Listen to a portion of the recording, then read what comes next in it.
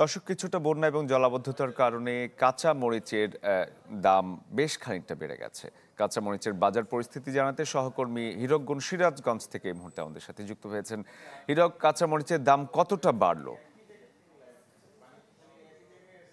আসলে গত কয়েকদিনের যে টানা ঢালাইয়ে দৃঢ়তা, নির্মাণে নিশ্চয়তা, প্রিমিয়ার সিমেন্ট, ঢালাইয়ের রাজা।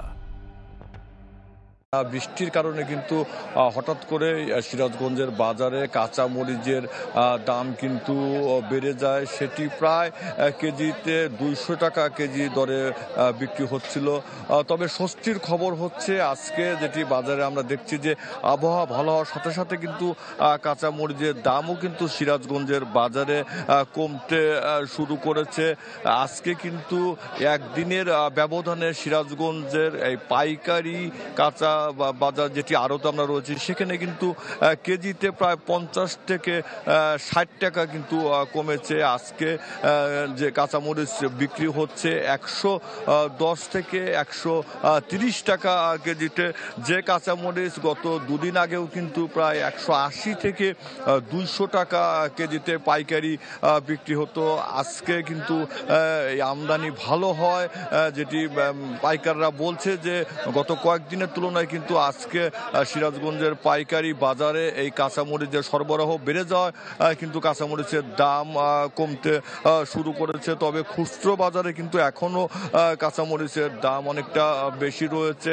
আজকে আমরা সিরাজগঞ্জের পৌর পাইকারি কাঁচা বাজারের আড়তে এসেছি।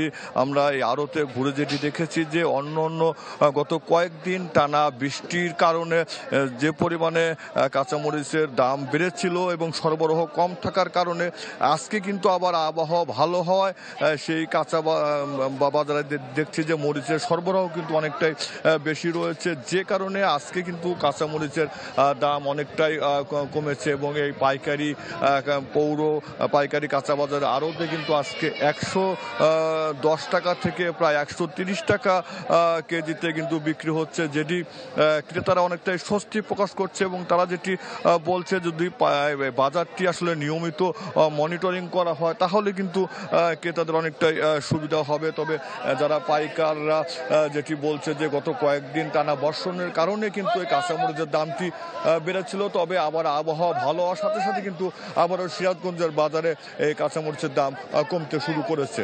শরীফ। হীরক, আপনাকে ধন্যবাদ। দর্শক, সিরাজগঞ্জ থেকে সহকর্মী